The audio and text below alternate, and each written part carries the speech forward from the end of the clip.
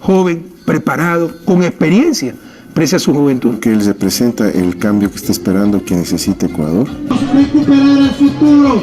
Sí hay esperanza el 7 de febrero del 2021 y reconstruyamos la unidad latinoamericana. ¡Viva Ecuador! ¡Viva nuestra América Unida! Lo que ha hecho el Banco de Guayaquil y lo que ha hecho el Banco del Pacífico. Y estos datos no son de Andrés Arauz, no son de Carlos Rabascal. La fuente es la Superintendencia de Bancos. ¿Sabes, Andrés, cuánto reestructuró el Banco de Guayaquil? Sí, el banco cuyo representante y principal accionista es el señor Lasso. Apenas reestructuró el 3%. El 3%. El mismo que dice que tenían que haber reestructurado los banqueros, el que menos reestructuró, ¿no? El que menos reestructuró, pero ya te voy a dar otro dato que es más alarmante y donde se muestra y se refleja la incoherencia del discurso político del señor Lasso, del movimiento Creo con el Partido Social Cristiano. Una cosa es lo que dice y otra cosa es lo que hace al amparo de un paraguas oculto que trata de ocultar. Es una especie de doble vida, mi querido Andrés. Pero míralo, el Banco del Pacífico. El Banco del Pacífico reestructura el 19,47%, que siendo bajo es mucho más que lo del Banco de Guayaquil. Es ahí entonces, Andrés, que es la importancia de retener, de mantener al Banco del Pacífico en manos del Estado ecuatoriano, porque nos permite, pues, a través de la banca pública, a través del Banco del Pacífico, establecer ciertos mecanismos, incluso hasta del mercado, como política monetaria para incidir en el mejoramiento, en el acceso y mejores condiciones y al crédito de nuestra gente. Oye, no te olvides, Carlos, que justo fue, creo, el partido de Lasso, que cuando la Asamblea dijo que se transparente a quién están vendiendo el Banco del Pacífico, todos quieren saber simplemente la verdad, la transparencia, la información. Y creo votó en contra de la transparencia, Carlos. Por 2 ocasiones declararon reservada la información de a quién estaban vendiendo el Pacífico. ¿Por qué será? Pues no. Y tú y yo tenemos un compromiso con la gente. Revisar todas estas cosas que a última hora, les quedan 5 meses, y están apurados, quieren poner el pie en el acelerador para privatizar todo. Y eso tú y yo lo hemos conversado, Andrés, no lo vamos a permitir. No lo vamos a permitir. No lo vamos a permitir y ellos lo saben y el pueblo ecuatoriano lo sabe. Por eso ese 7 de febrero se pronunciará con contundencia, porque sabe que nosotros estamos cuidando el patrimonio de todos los ecuatorianos, las madres de familia, los padres de familia, los empresarios que necesitan crédito, saben que aquí está la opción para poder recuperar también la economía, el emprendimiento y que el negocio salga a flote. Ya vamos a ver los detalles, pero sigue, Carlos, no te interrumpas. Andrés, no, tranquilo, hermano, y así es. Por eso que nosotros proponemos trabajo, futuro y dignidad, porque estamos orientados, nuestra visión de desarrollo, nuestra visión de plan de gobierno al amparo de nuestra gente, Estado social, sociedad de bienestar, y igualdad de oportunidades, inclusión económica, laboral, social, principios elementales de derechos fundamentales y universales como la justicia social. Pero ¿qué hizo el banco del candidato banquero Guillermo Lasso? Que en esta campaña además se ha dedicado a crear pánico financiero,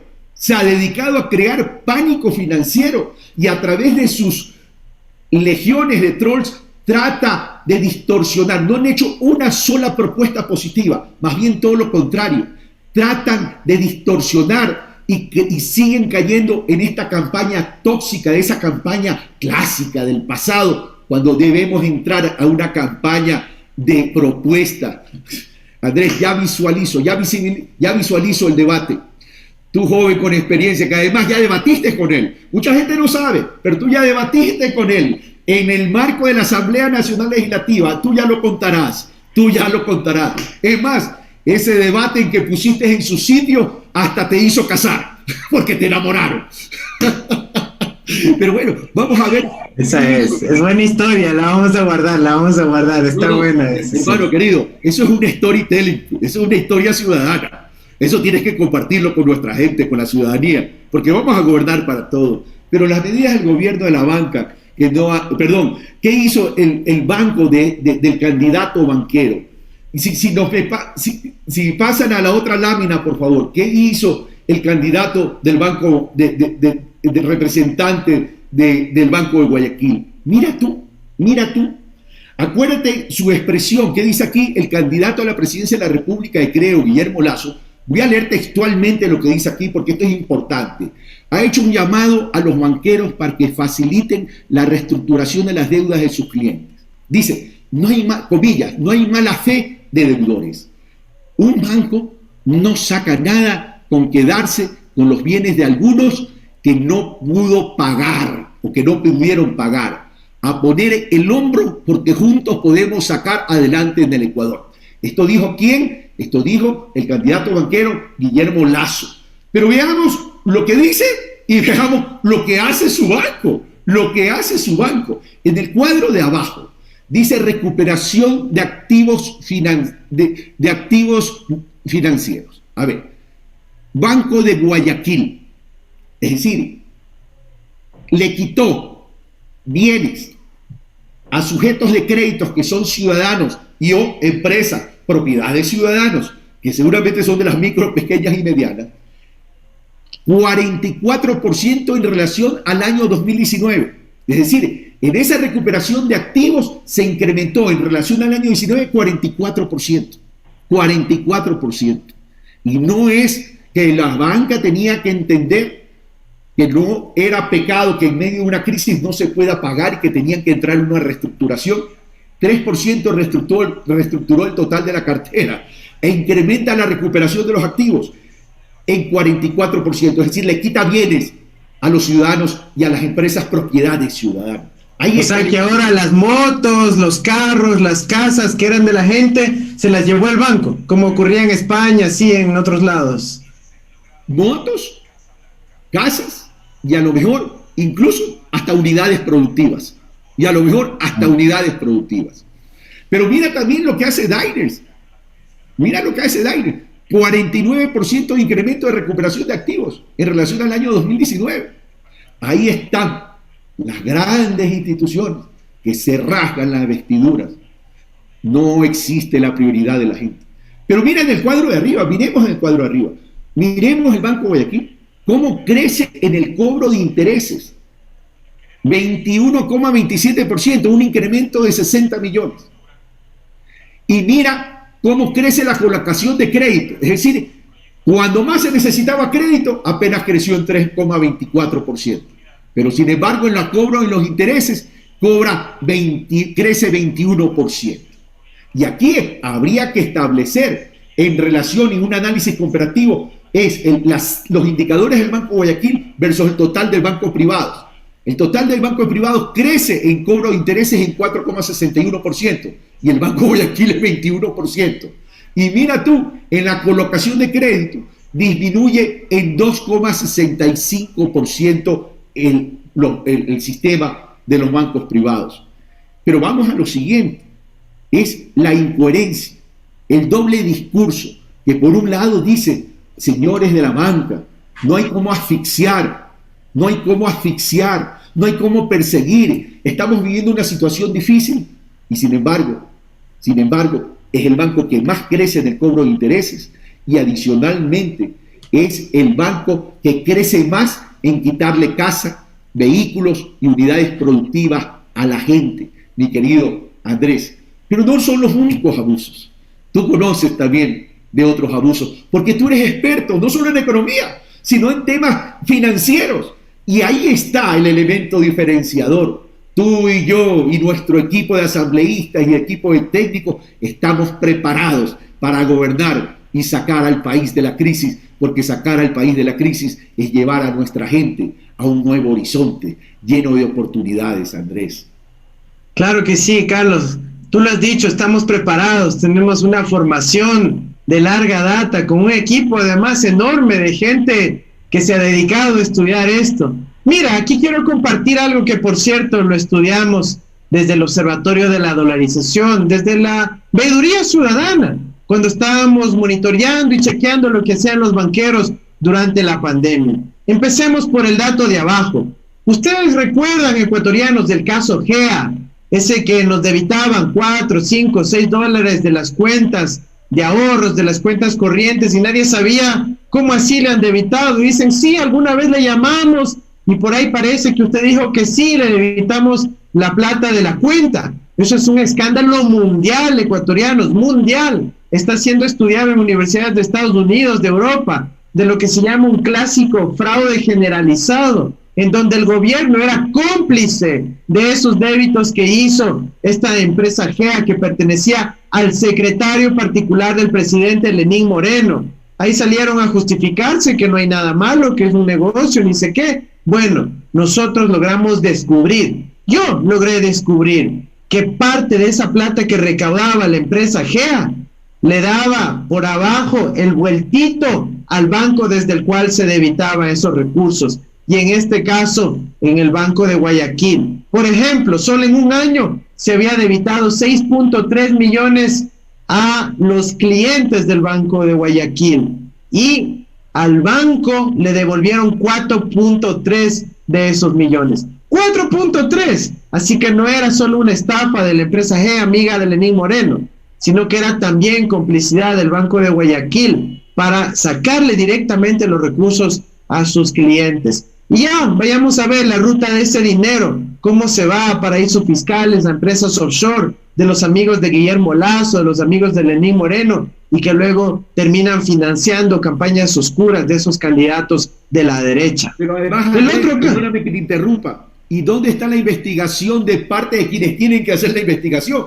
Porque la investigación, no, pues imagínate, es tuya.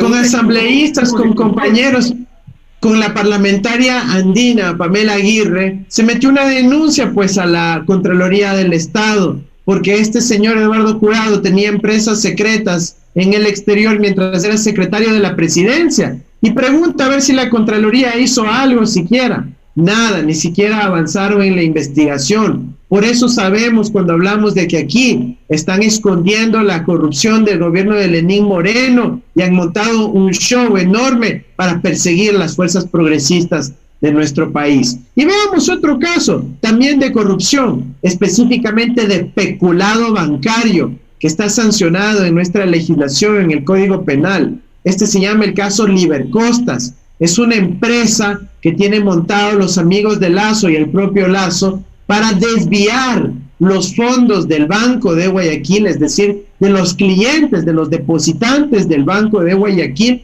para pagar su campaña presidencial. Lindo, pues, ¿no? Ahí sí tiene una chequera ilimitada usando la plata de los depositantes y no jugándose su patrimonio personal. Por eso, mientras nosotros tenemos que hacer una campaña de crowdfunding, de hacer vaca con los aportes ciudadanos, porque esta es una campaña ciudadana, ellos tienen una chequera ilimitada porque están usando la plata de los depositantes.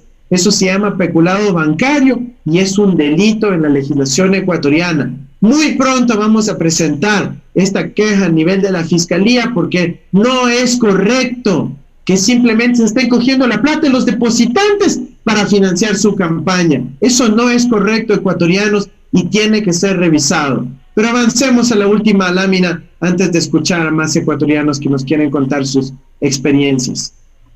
Carlos, mira las utilidades que han tenido. Sí, esto es importantísimo, Andrés.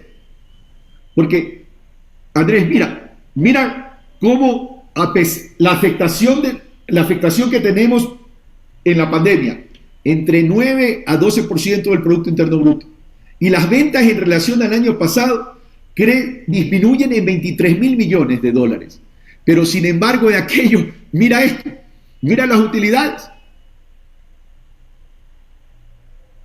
El año pasado tuvieron más de 600 millones de utilidades los banqueros, el año en que la economía ya estuvo mal, en el 2019, perdón, todavía estoy pensando en 2020. Y en el 2020 tuvieron 300 millones de utilidades, 300 millones de ganancias, cuando el resto del país está quebrado, cuando se han caído los ingresos, cuando ha aumentado el desempleo, la pobreza, la desigualdad, cuando los negocios están en quiebra. los banqueros han ganado solo la mitad de lo que ganaron en el 2019 y se están quejando. Aquí tienen que poner de parte, porque nosotros estamos apostando a que sí, hay que atender primero a las familias ecuatorianas, a las más vulnerables, pero eso nos beneficia a todos, porque genera circulante, genera que la actividad económica esté bien para todos.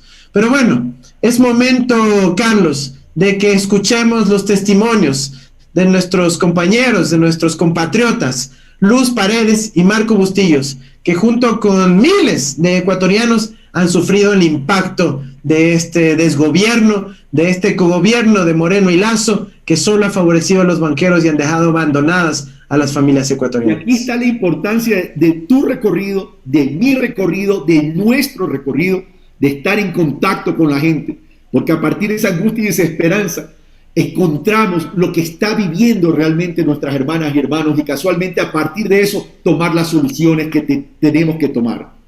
Escuchemos a Luz. En realidad esta pandemia nos afectó bastante, especialmente a la gente que más trabajamos, a la gente que vivimos en el día a día. En el caso mío me tocó despedir a mi trabajadora, que no me alcanza para pagar, motivo por el cual uno solo trabaja es para pagar a los banqueros y nada más, y para pagar los arriendos.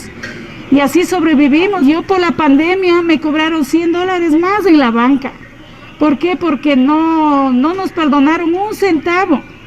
Entonces, ¿a dónde vamos a llegar así si no tenemos la ayuda de los gobiernos, de los políticos que dirigen el país? Porque los pobres estamos cada día más pobres. Hemos sufrido casi todos los negocios aquí, algunos han cerrado, otros se han ido del barrio. Nosotros como tiendita hemos subsistido algo, pero igual los proveedores tenemos que cancelar, algunos nos han retirado el producto. A los negocios pequeños nos ayudan, incluso la luz, agua, el teléfono ha sido gravísimo pagar y ellos no perdonan nada, ni un centavo nos han bajado en la luz. Dice que quería hacer una reprogramación aquí de la luz de la tienda porque teníamos casi 8 meses vencidos. Me dijeron que los negocios no se puede hacer ningún convenio, tienen que pagar todo antes que le cortar. Tenaz, ¿no? Como viven la realidad de las familias ecuatorianas, en donde un gobierno indolente ni siquiera ayuda a reprogramar el pago de la luz eléctrica, ni siquiera ayuda a que los banqueros reprogramen las deudas de los ciudadanos. Así que sí, a usted, comerciante, a usted, madre de familia, a usted, padre emprendedor que está luchando todos los días, usted también ha vivido esa realidad y está viendo cómo ha habido un abandono total, donde nos han dejado al borde de la miseria por atender los caprichos de los banqueros. Pero veamos ahora la propuesta que tenemos para los ecuatorianos. Perdóname que te interrumpa. Es que este es el reflejo de la visión de este cogobierno de Moreno con Lazo. Construir una sociedad no de oportunidades, sino de esclavos financieros. Y eso es lo que nos indigna. Y por eso estamos aquí en representación de un pueblo, para caminar junto a ellos y sacar adelante nuestra patria ecuatoriana. Pero es sencillo, los ecuatorianos nos debemos preguntar, ¿qué incentivo tiene, qué razón tiene un banquero de querer ser presidente si no es simplemente fortalecer más sus ganancias de su negocio? Y hacia eso se han dedicado estando en la asamblea con el partido, básicamente a favorecer su negocio. Imagínense, si es que llega a la presidencia, si es que quiere llegar, es para seguir lucrando, para beneficiar su interés individual y no como queremos hacerlo nosotros, de servir a los ecuatorianos, de poder aportar a nuestro desarrollo. Veamos las láminas con nuestra propuesta que les teníamos preparadas para este momento. Miren, aquí tenemos que partir de un principio, como lo ha dicho Carlos. Tenemos que partir de que primero están las familias ecuatorianas. Primero las familias ecuatorianas. Hay oportunidades para emprender, hay oportunidades para desarrollar los negocios, hay oportunidades para tomar deudas, pero todo eso debe tener como prioridad el bienestar de las familias ecuatorianas. Por eso nosotros decimos que nuestro programa económico de la esperanza es la gente antes que estas utilidades extraordinarias récord que están teniendo los banqueros en el Ecuador. Vamos a la siguiente lámina. Mira, para ti, joven estudiante, que estabas motivado y convencido con esas ganas de seguir formándote, de seguir ganando conocimiento, para aportar a tu familia, a tu comunidad, pero también para aportar al desarrollo de tu país. que decidiste emprender una maestría, un posgrado, que decidiste matricularte para poder seguirte formando y que luego, llegado la pandemia, ni siquiera te dieron una mano para poder diferir, para poder reestructurar tu crédito estudiantil. Muchos jóvenes ecuatorianos como tú están en el desempleo, sin la oportunidad de generar ingresos y sin embargo con el acoso de la banca de que hay que pagar ya los intereses y el capital del crédito educativo. Por eso, para llegar a más de 30,000 jóvenes ecuatorianos que tienen crédito educativo en el sistema bancario, muchos de los cuales provienen del ex-IES o del IFTH, van a poder obtener un diferimiento, una reducción de tasas de interés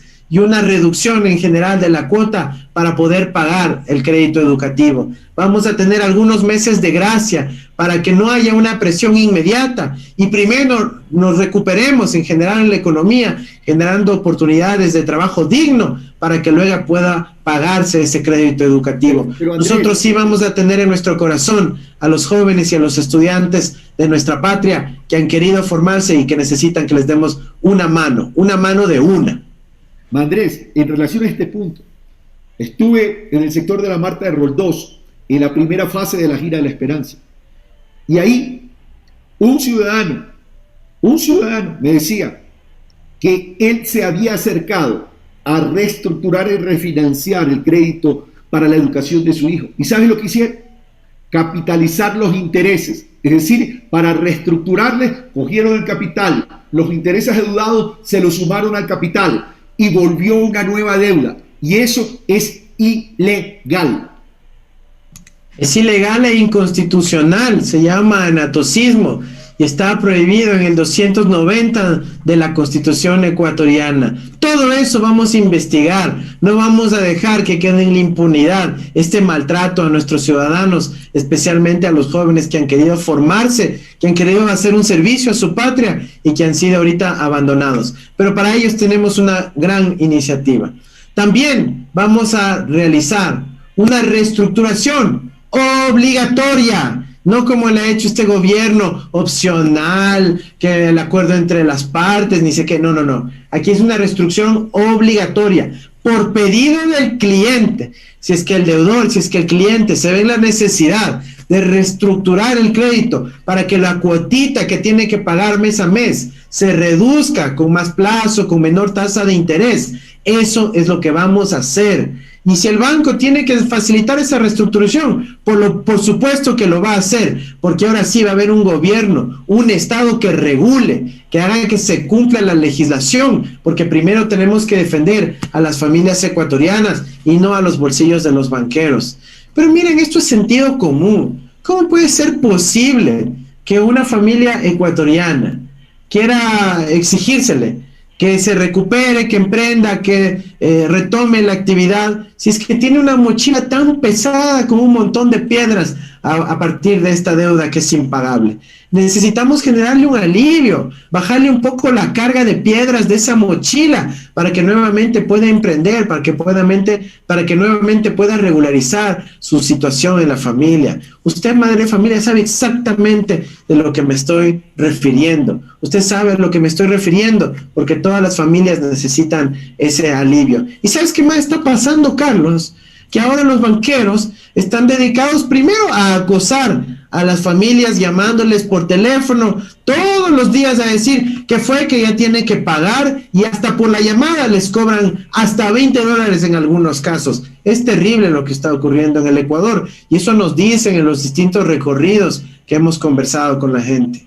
En vez de darle oxígeno a la gente, le están quitando el oxígeno a la gente. O sea, pero es que si ya le tienen ahogados hasta acá y todavía más les llaman a acosar en una pandemia como la que estamos viviendo. Así es, por eso hablo yo, que ellos entienden de construir una sociedad de esclavos financieros. Cuando alguien está enfermo y tiene dificultades de respirar, ¿no?, le pones oxígeno. Acá más bien se le quita oxígeno, que es la necesidad de alivianar esa gran carga en la mochila que tú mencionas, Andrés. Ahí está la ¿sabes en la gente. ¿Sabes lo que están haciendo también ahora? Están asustando a la gente enviando lo que se llaman notificaciones de coactivas. Les dicen, oye, tú ya vas tantos meses vencidos, te vamos a iniciar la coactiva para quitarte pues la casita, el carro, la moto, el activo productivo, el negocio, el local. Ya están empezando a notificar con coactivas, y a nuestros hermanos ecuatorianos eso les tiene también muy asustados, porque saben que un gobierno que está gobernado realmente por los banqueros sí van a hacerse la fiesta quitando los activos productivos a la ciudadanía. Pero sepan, ecuatorianos, nosotros no lo vamos a permitir. De hecho, vamos a plantear la prohibición de ejecución de coactivas, por lo menos hasta marzo del 2022, cuando se cumplan 2 años de esta pandemia que ha sido tan doloroso para los ecuatorianos. No podemos permitir que en medio de una pandemia y de una crisis tan grave empiecen a quitarle las propiedades a los ecuatorianos que lo han realizado con tanto esfuerzo, con tanto sudor, con tantas lágrimas. Nosotros sí sabemos cómo regular esto. Ecuatorianos, no se olviden que la actividad financiera no es que es un privilegio de ahí unos pocos iluminados. No. Las actividades financieras lo ordena nuestra Constitución. Es una actividad de orden público, es un servicio de orden público que está regulado, que se emite una licencia, que tiene que cumplir las regulaciones que establece el Estado y que tiene que estar altamente controladas, porque no es un juego. Eso tiene que estar al servicio del desarrollo de un país, y con un gobierno que sí defienda a sus ciudadanos, eso es lo que va a ocurrir. Y vamos también. Sí, dale, Carlos.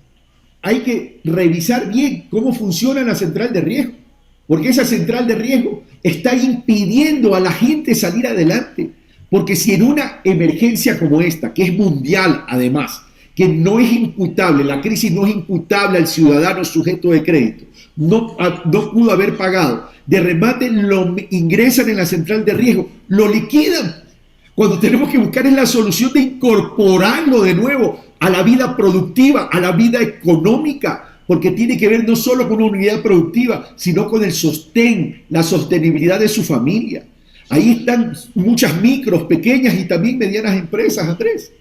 Oye, pero ya hemos pedido al equipo técnico que analicemos toda la regulación de la central de riesgos, porque hay cosas que podemos corregir. Mira, hay cosas tan sencillas como que el periodo de lo que podríamos llamar recuperación del perfil de riesgo, que ahora se demora más de 6 meses, en el contexto de la pandemia, para las víctimas de la pandemia, pueda reducirse mucho más, y de esa manera dar una nueva oportunidad al pueblo ecuatoriano, dar ese oxígeno al cual tú te refieres. Así que sí se puede hacer. Afortunadamente nosotros estamos bien preparados para eso. No somos improvisados, ni estamos disfrazándonos de defensores de las víctimas. Aquí tenemos una larga carrera del servicio al pueblo ecuatoriano, con la adecuada formación para defender, sí, con elementos técnicos y profesionales, pero con la prioridad y el corazón en el pueblo ecuatoriano. Por eso también vamos a disminuir las tasas de interés mientras dure esta crisis, para facilitar el acceso al crédito a bajo costo, Carlos. Vamos a disminuir las tasas de interés. Tú y yo lo hemos dicho en todos los espacios. No puede ser posible que tengamos unas tasas del 30% en una economía dolarizada, cuando tenemos que fomentar el crédito productivo, el crédito asociativo, el microemprendimiento, el emprendimiento de la pequeña y mediana empresa. Esa tasa va a bajar, y también va a bajar la tasa de financiamiento para las cooperativas, para los pequeños bancos, para que puedan seguir colocando y que nadie sea afectado. Aquí a nadie le interesa dañar a nadie, sino más bien de fomentar la producción mediante el crédito. Y aquí un mensaje, Andrés, directo al corazón de nuestra población rural. También a ellos, acceso a crédito a baja tasa de interés con acompañamiento, asistencia técnica, capacitación, formación continua y tecnificación, mecanización. Establecer a los sectores rurales de la patria mecanismos que puedan acceder a crédito y crédito con tasas preferenciales en esos sectores rurales, Andrés, que están olvidados, por cierto, en estos 3 años y medio. Tengo que estar encerradas, y eso aumenta el consumo del aire, de la refri, de la cocina, si es que es eléctrico o de inducción, del microondas. Eso aumenta el consumo de la tele, de la compu, y si están los niños también conectados, también aumenta el consumo eléctrico, y eso no se ha tomado en cuenta para las necesidades de los pagos de los servicios públicos, porque es el impacto por 2 lados. La familia, usted que nos está escuchando, madre de familia, disminuyen los ingresos por efectos de la pandemia y aumentan los gastos de luz también por efectos de la pandemia, porque toca estar encerrados. ¿Y dónde está el alivio? ¿Dónde está la facilidad para poder reprogramar esos pagos? Nosotros, como ya lo hemos demostrado, en la Revolución Ciudadana tuvimos una política inteligente de tarifación eléctrica, de crédito de las mismas empresas para facilitar el acceso a la electricidad y a los servicios. Vamos a establecer una reducción también de las comisiones, por un lado, que nos cobran los servicios bancarios, y por otro, de los servicios básicos que tiene que pagar la gente. Todo ahora la banca saca provecho, que uno imprime un papelito en el cajero, 35 centavos, que uno hace una transacción, 50 centavos, y en el caso de los servicios básicos, también nos sacan la madre con unas cuentas vencidas que se han ido acumulando y que la gente necesita tener un alivio. Por eso tenemos que dar una mano de una, compañeros. Pero Andrés, esa mano de una, tenemos que entenderla, y que nuestros amigos que nos están escuchando y viendo, tienen que entender que nosotros nos vamos a preocupar fundamentalmente, si bien por todo el Ecuador, pero fundamentalmente por los vulnerables de nuestra patria y por la clase media del Ecuador. 6 de cada 10 ecuatorianos viven entre la vulnerabilidad y la informalidad. Cae por su propio peso hacia dónde tenemos que orientar nuestras políticas públicas, nuestra prioridad y nuestra preocupación, pues, Andrés. Esa es, Carlos. Yo creo que el pueblo ecuatoriano sabe esto, ¿no? Por eso las madres de familia, los comerciantes, los estudiantes, todos quienes nos están viendo, saben que por aquí es la opción para recuperar nuestra dignidad. Hay gente que ya hemos demostrado que sí podemos tener un gobierno al servicio del pueblo, que dé oportunidades para todos. ¿Acaso que aquí estamos hablando de dañar a nadie? No, pero sí de que tengamos la prioridad, como tú bien lo has dicho, en las familias más vulnerables de nuestra patria. Para eso queremos servir al Ecuador, y eso es lo que vamos a hacer. Pero ese es otro tema, Andrés, perdóname que te interrumpa. Cuando nosotros hablamos del 1.000 para el millón de madres de familia que tienen entre 3 y 4 hijos, ¿qué se nos dice?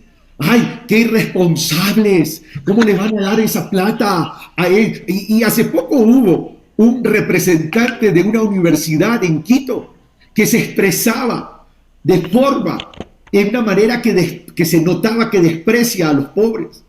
Pero claro, cuando nosotros nos preocupamos por los pobres, la clase vulnerable, somos irresponsables. Pero cuando ellos prefieren generar programas de salvataje para unos cuantos banqueros que quebraron gran parte de la banca y que no están privados de la libertad porque no se realizaron las investigaciones, que al Ecuador le costó más de $7.000 millones, ahí sí, técnicamente es responsable. Ahí está la incoherencia, Andrés. Ese es absolutamente la república que tenemos que cambiar.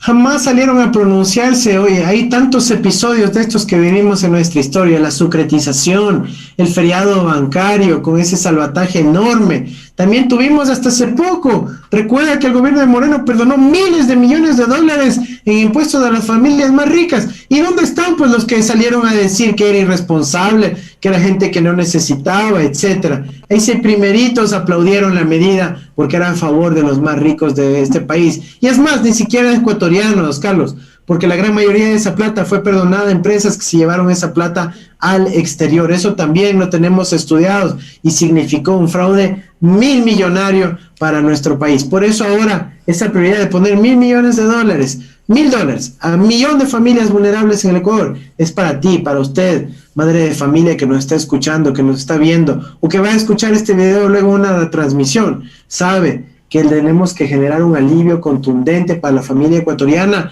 porque sí, vamos a generar fuentes de trabajo digno, con afiliación, con estabilidad, pero eso toma un poquito de tiempo, porque las necesidades son inmediatas. Por eso hemos dicho $1.000 a 1 millón de familias ecuatorianas en la primera semana de nuestro gobierno, y sabemos cómo hacerlo. Sabemos exactamente la norma que tenemos que modificar para que eso pueda ser posible, y eso sí, debemos evitar que este gobierno nefasto implemente esa ley de reforma del Banco Central, que lo que quieren es privatizarlo y quitar la posibilidad a un gobierno soberano y digno que pueda atender a sus ciudadanos, que pueda atender a usted, madre de familia. Y aquí tenemos que advertir a la ciudadanía, a los gobiernos autónomos descentralizados, a los municipios, a las prefecturas, a la economía popular y solidaria, a las micros, a las pequeñas, que el que quieran privatizar el Banco Central para blindar esa autonomía en vez que nos permita autofinanciar al Estado ecuatoriano en momentos de crisis como lo hacen todos los países del mundo, les va a afectar directamente a la sostenibilidad corporativa, institucional y de la vida de los ciudadanos y ciudadanas. Porque a la hora de la verdad, ¿a quién representan los municipios? ¿A quiénes representan los consejos provinciales? ¿A la gente? ¿A quién representan las micros, las pequeñas y las medianas empresas? ¿A quién representa la economía popular y solidaria? ¿A nuestra gente? Ahí está, ciudadanía, a estar atentos, a ponerse de pie y evitar que ese proyecto de ley que quiere enviarlo en este mes, lo envíen y que pase y que lo vayan a aprobar. Porque el que vote por ese proyecto de ley, en favor de ese proyecto de ley, está traicionando la posibilidad de que ustedes, ciudadanos y ciudadanas, salgan adelante, que nuestro país salga adelante. Esto es súper importante, Carlos, y bien que lo mencionas. Esto es tan importante que si es que se aprueba ese proyecto de ley, los gobiernos locales jamás van a recibir lo que les debe el gobierno. Los proveedores del Estado jamás van a recibir lo que les ha quedado debiendo este gobierno. Todos a estar atentos para que no pase ese proyecto de ley, para que evitemos que quieran privatizar el Banco Central y seguir acumulando deudas sociales con el pueblo ecuatoriano, con los gobiernos locales, y eso sí, tener la platita guardada en ese banco de Suiza. Carlos, yo te pido, por favor, manténme al tanto de todo, de cómo evoluciona este proyecto de ley, porque los ecuatorianos tenemos que impedir que ese proyecto de ley sea exitoso, tenemos que impedir que esa reforma se apruebe, porque eso sería un golpe muy dañino para los ecuatorianos, no solo que nos quitaría los recursos para poder atender la crisis, sino que además entregaría toda la regulación a los banqueros para que luego puedan seguir aumentando las tasas de interés, seguir aumentando las comisiones y repartirse el control de la regulación del sistema financiero, que ya vemos que es tan importante. Pero bueno, Carlos, tenemos preguntas de la gente que ha estado sintonizada hasta ahora aquí en el Facebook Live. Les agradecemos tanto por acompañarnos, por poder compartir todo este análisis sobre la realidad económica del Ecuador, sobre las familias ecuatorianas, sobre tanto dolor que ha estado causado por la prepotencia de los banqueros que han sido quienes realmente han estado gobernando. Yo no quisiera ni imaginarme 4 años más de un gobierno de banqueros. Eso sí sería ya el acabose de las familias ecuatorianas. Veamos, Carlos, si tenemos preguntas en tu caso y en mi caso también para poder atender. Creo que con unita o dos podemos atender a los ciudadanos. ¿Quieres comenzar tú o comienzo yo? Comienza tú, Carlos. A ver, aquí tengo una pregunta que me llega desde Manabí. Fabricio Ponce, alcanzo a leer aquí, dice: tengo una pequeña fábrica de zapatos. Antes de la pandemia había tomado un crédito para ampliar la producción y con una caída de ventas del 30%, me está costando sostener a las 3 personas que trabajan conmigo. Ustedes, ¿qué van a hacer con quienes tomamos crédito para ampliar nuestra producción? Mi querido Fabricio, una de las soluciones ya está dentro de la propuesta de la creación de trabajo digno.